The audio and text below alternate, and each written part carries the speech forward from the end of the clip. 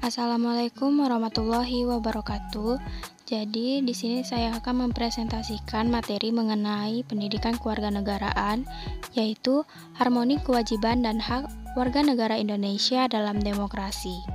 Jadi, NKRI ini sudah memiliki pedoman yang dimaksud kewajiban dan hak warga negara. Ada keseimbangan yang jelas untuk seorang warga negara, yaitu kata kewajiban.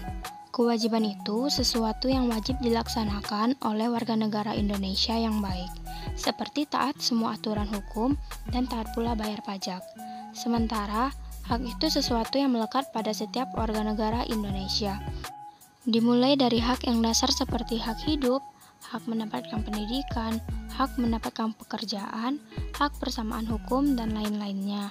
Oleh karena itu, negara memberikan keharmonian atau keserasian dalam berbangsa dan bernegara. Nah, berbicara dalam kewajiban dan hak warga negara sudah jelas diatur secara garis besar di dalam konstitusi, yaitu Undang-Undang Dasar 1945. Mahasiswa dapat merunut kewajiban dan hak ini di dalamnya pasal demi pasal dan menyusun sendiri apa saja hak kewajiban dan hak dimaksud. Kemudian, bisa diperluas pengertian kewajiban dan hak itu dalam perundang-undangan di bawahnya.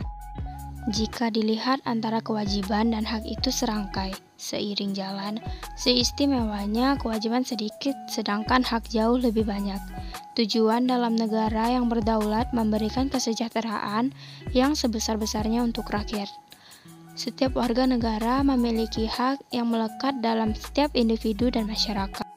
Beruntunglah kita memiliki Undang-Undang Dasar 1945 yang mengakui demokrasi sebagai dasar berpijak, yaitu musyawarah dan mufakat. Tidak ada yang tidak bisa diselesaikan dalam perbedaan yang multietnis, multiras, dan agama. Sebagai ilustrasi di NKRI, ini boleh hidup kaya raya, tetapi taat bayar kewajiban pajak. Jika tidak, itu yang melanggar hukum. Undang-undang lainnya akan memberi sanksi hukum jika WNI melanggar hukum masih mendapat membela diri di pengadilan. Ciri negara yang berkedaulatan rakyat itu sudah jelas menjunjung tinggi hukum. Bahkan, hukum menjadi panglima, artinya terdepan, bukan yang lainnya seperti politik, ekonomi, dan lainnya. Jika demikian, negeri ini tertib hukum bisa terasa aman dan tentram. Oleh karena itu, kewajiban membayar pajak ada hal yang mendasar. Biaya pembangunan diambil dan dipergunakan dari pajak yang masuk ke dalam kas negara.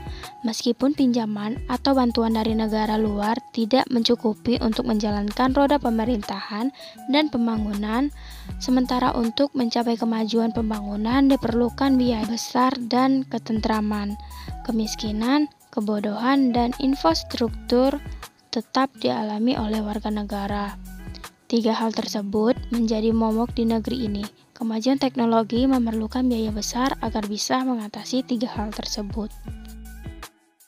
Jadi, kesimpulannya adalah menjadi warga negara yang baik itu harus tahu kewajiban dan hak seorang warga negara. Namun, jauh lebih penting lagi apabila mengamalkan hukum yang sudah ditetapkan. It's my life.